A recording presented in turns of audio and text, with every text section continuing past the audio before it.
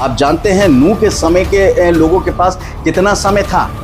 सिर्फ 120 वर्ष का समय था उनके पास। सिर्फ 120 वर्ष थे उनके पास कि वो अपना जीवन बचा लें, उन बुराई से पश्चाताप कर लें, उन बुराइयों से छुटकारा पा लें। परंतु हम मनुष्यों के पास जो था कई हजारों, यानी यीशु मसीह के आने के और बलिदान होने के बाद 2000 साल हो गए और आगे भी पता नहीं कितना समय है।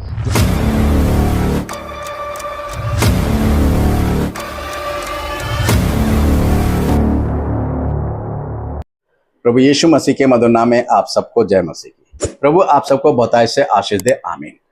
हम बात कर रहे हैं गर्जन की, शब्द की, बिजलियों की, भूकंप की, ओलों की, बवंडर की और भी बहुत से तूफान और आंधियों की बात कर रहे हैं। और पिछले संदेश में हमने जो है कई चीजों के विषय में सीखा। प्रकाशित वाक्य में से हमने इन चीजों के विषय में भी सीखा था। हमने बर्फ के भंडार और ओलों के भंडार के विषय में सीखा। और पिछले संदेश में हमने बिजली के बारे में सीखा, आकाशीय बिजली के बारे में, कि परमेश्वर कैसे आकाशीय बिजली गिराकर जो है मनुष्य को नाश करने जाने वाला है, किस तरीके से आकाशीय बिजली जो है वो उत्पन्न होने वाली है। आज जो हम बात करेंगे शब्द के ऊपर। उत्पत्ति से लेकर प्रकाशित वाक्य की पुस्तक तक जब आप पढ़ेंगे तो वहां पर जो है शब्द का जो है वो प्रयोग किया गया है। बाइबल में हर एक शब्द को शब्द करके लिखा गया है, जिससे ये समझ पाना मुश्किल हो जाता है कि ये शब्द जो है वो क्या है। बाइबल के अंदर बहुत से शब्द हुआ, फिर शब्द आया, शब्द ये था, बहुत सी चीजें समझ में आती, बहुत सी चीजें शब्द को लेकर समझ में नहीं आता है। इंसान जो है थोड़ा सा कंफ्यूजन में रहता है, या बहुत सी चीजें कि आखिर ये शब्द है क्या, इसको क्या कहा जाता है। प्रकाशित वाक्य की पुस्तक में जो आप पढ़ेंगे, यहाँ पर जो पढ़ेंगे प्रकाशित वाक्य 8 का 5, प्रकाशित वाक्य 11 का 19, प्रकाशित वाक्य 16 का 17 से 18 में जो शब्द हो रहे हैं, किन किन चीजों का ये शब्द है ये पता लगता है। और प्रकाशित वाक्य में ये समझ में आता है कि ये शब्द क्या है। किंग जेम्स वर्जन की बाइबल को जब आप पढ़ेंगे तो उसमें नॉइसेस शब्द का जो है वो प्रयोग किया गया है, जिसका अर्थ होता है शोर, ध्वनि या कोलाहल या धूम, यानी बहुत तेज शोर, जिसका अर्थ होता है जो प्रकाशित वाक्य के अंदर जो शब्द का प्रयोग किया गया है। हम लोग कभी कदार यही चीज है कि यहाँ पर शब्द, हिंदी में थोड़ी सी प्रॉब्लम ये होती है कि हर चीज को एक ही चीज से दिया जाता है। इसलिए मैं अक्सर लोगों से कहता हूँ कि इंग्लिश बाइबल को थोड़ा सा पढ़ना जरूरी होता है, खासतौर से किंग जेम्स वर्जन की बाइबल को। तो यहाँ पर नॉइसेस शब्द का जो प्रयोग किया गया है उसका मतलब होता है कि शोर, बहुत, यानी कोलाहल, बहुत तेज शोर जो है, ध्वनि जो है, ये उसका अर्थ है। यहां पर जो है जब आप मत्ती 25 अध्याय उसका 6 में लिखा हुआ है कि आधी रात को धूम मची, यानी बहुत तेज शोर जो है वो सुनाई दिया।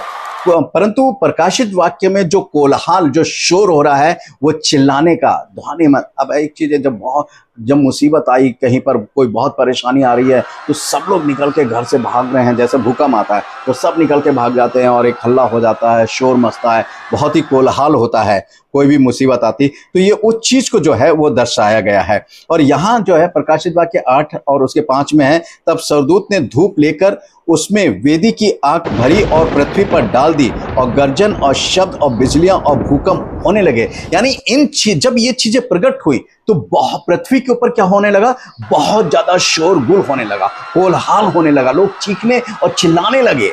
जो है ये उन चीजों को जो है प्रकाशित वाक्य की पुस्तक में जो है उन चीजों को प्रकट किया जा रहा, उस शोर को प्रकट किया जा रहा है जिस मुसीबत जो उनके ऊपर पड़ने वाली है और जो मुसीबत आने वाली है उसके द्वारा जो शोर उत्पन्न हो रहा वो है। प्रकाशित वाक्य 8 के 13 में है, यहां लिखा हुआ है, परमेश्वर का वचन कहता है, जब मैंने फिर देखा तो आकाश के बीच में एक उकाव को उड़ते और ऊंचे शब्द से ये कहते हुए सुना, उन 3 स्वर्गदूतों की तुर्री के शब्द के कारण जिनका फूंकना अभी बाकी है, पृथ्वी के रहने पर हाय हाय हाय। हाय शब्द का मतलब जो होता है कष्ट, मुसीबत, यानी अभी 3 स्वर्गदूत की जो तुर्री फूंकी जाएगी, वो 3 स्वर्गदूत के द्वारा जो है और भी भयंकर मुसीबत जो है इस पृथ्वी पर आने वाली है। यानी 4 स्वर्गदूतों ने जो तुर्री फूकी और जो मुसीबत आई, उससे भी कहीं ज्यादा भयंकर मुसीबत जो है इन 3 स्वर्गदूतों के तुर्री के फूकने पर हो गया। और परमेश्वर का वचन क्या कह रहा है कि इन 3 तुर्रियों के फूके जाने पर पृथ्वी पर रहने वालों पर क्या है, हाय हाय हाय, यानी एक भयंकर कष्ट, एक भयंकर मुसीबत यानी पीड़ा जो है वो आएगी, और इस पीड़ा की आवाज जो है बहुत ही भयंकर होगी और बहुत ज्यादा शोर होगा। परमेश्वर का वचन जो है वो कह रहा है, यहाँ जो है 3 विपत्तियां जो हैं वो पृथ्वी पर बहुत भारी होंगी, जिससे बहुत भयंकर शोर जो है पृथ्वी पर से उठेगा, जो परमेश्वर के कानों में पड़ेगा, परमेश्वर सुनेगा। और क्यों परमेश्वर कुछ नहीं कहेगा? क्योंकि इन्होंने अपने जीवन में इतने पाप करे हैं, इतने पाप करे हैं, और उन पापों से मन नहीं फिराया, पश्चाताप नहीं करा, सिर्फ बुराई और बुराई और बुराई करते रहे। बहुत भयंकर जो बात जो है। और प्रकाशित वाक्य 16 उसके 17 और 18 पद में जो है, 7वें स्वर्गदूत ने जब अपना कटोरा हवा में उंडेल दिया और मंदिर के सिंहासन से ये बड़ा शब्द हुआ कि हो चुका। यानी क्या? यानी जो भयंकर विपत्ति, जो विनाश है वो हो चुका है। यानी एक बहुत बड़ा भूकंप आया। परमेश्वर का वचन इस बात को बताता है कि एक बहुत बड़ा भूकंप आया, फिर बिजलियां चमकी और बड़ा शब्द हुआ और ऐसा गर्जन हुआ और ऐसा बड़ा भूकंप आया कि ऐसा भूकंप, बड़ा भूकंप जो था पहले कभी नहीं आया था, कभी इंसान ने सुना ही नहीं था। और इन दोनों पदों में जो है 2 बार शब्द का प्रयोग किया गया है, और पद 17 में जो है फाइनल शब्द सुनाई दे रहा है कि हो चुका। ये शब्द किस बात की ओर याद दिलाता है? ये जो पद है कि हो चुका, बहुत हो चुका भैया, विनाश जो है वह। जब आप यूहन्ना 19 का 30 पद पढ़ेंगे तो वहां लिखा हुआ है, यीशु मसीह ने वहां पर एक शब्द कहा कि पूरा हुआ। पूरा होने का मतलब क्या है? वहां पर पूरा होने का जो शब्द का प्रयोग किया गया है यीशु मसीह के द्वारा, यानी जो कुछ भी परमेश्वर ने उसको दिया था, सौंपा था उसके हाथ में, जो कुछ करने के लिए दिया था, जो कुछ आज्ञाएं सौंपी थी, जो नियम उसने ठहराए थे, वो सब यीशु मसीह ने पूरा किया। और यीशु मसीह ने कहा कि अब पूरा हो चुका, मैंने परमेश्वर की हर बात को पूरा कर दिया है। और यहां पर भी परमेश्वर ने क्या कहा कि मैं जो इनको समय दे चुका था, अब वो समय पूरा हो चुका है, अब कोई समय नहीं है, अब सिर्फ विनाश ही विनाश इनके लिए है। बस हो चुका, पूरा हो चुका समय। क्योंकि परमेश्वर जो है समय पर समय दिए जा रहा है। आप जानते हैं नूह के समय के लोगों के पास कितना समय था?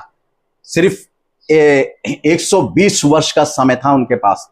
सिर्फ 120 वर्ष थे उनके पास कि वो अपना जीवन बचा लें, उन बुराई से पश्चाताप कर लें, उन बुराइयों से छुटकारा पा लें। परंतु हम मनुष्यों के पास जो था कई हजारों, यानी यीशु मसीह के आने के और बलिदान होने के बाद 2000 साल हो गए, और आगे भी पता नहीं कितना समय है जो परमेश्वर जो है हमें दे रहा है। वो कह रहा है कि ये दिन जो है परमेश्वर जो है इसलिए जल्दी नहीं ला रहा है कि वो चाहता है कि सब आत्माएं बचाई जा सके, हर एक पृथ्वी पर जो है वो बचाया जा सके, हर एक जन अपने अपने पापों से, हर एक जाति के लोगों की बात है यहाँ पर, चाहे वो हिंदू हो, मुसलमान हो, सिख हो, ईसाई हो, फारसी हो, मेदी हो, लोधी हो, फोदी हो, कोई भी हो, हर एक को परमेश्वर मौका दे रहा है कि अपनी बुराई से तौबा करें, उन बुराइयों से छुटकारा पाएं, उन बुराइयों को अपने जीवन से हटाएं और पश्चाताप करें, ताकि इस मुसीबत से बच जाएं। और इसलिए हम जो है नूह के समय के लोगों से कहीं ज्यादा धन्य लोग हैं, और हम पर अनुग्रह परमेश्वर का इतना हुआ है कि हमें इतना लंबा समय मिला, मगर उसके बावजूद भी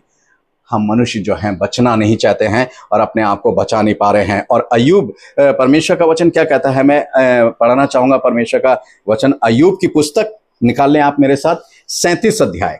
जी हाँ, 37 अध्याय और उसका 4 और 5 पद में लिखा हुआ है, उसके पीछे गरजने का शब्द होता है, वह अपने प्रतापी शब्द से गरजता है, और जब उसका शब्द सुनाई देता है तब बिजलियां लगातार चमकने लगती हैं। परमेश्वर गरज कर अपना शब्द अद्भुत रीति से सुनाता है और बड़े बड़े काम करता है जिसको हम नहीं समझते। यहाँ देखिए अय्यूब बिल्कुल शब्द कह रहा है, यानी उसके गर्जन से, उसके शब्द से जो है बिजलियां चमकने लगती हैं और लगातार चमकती हैं। बता रहा है परमेश्वर प्राकृतिक के द्वारा इस बात का अल्टीमेटम दे रहा है, देखो मुझे क्रोध मत दिलाओ, देखो मेरे सबर का बांध जो है मत तोड़ो।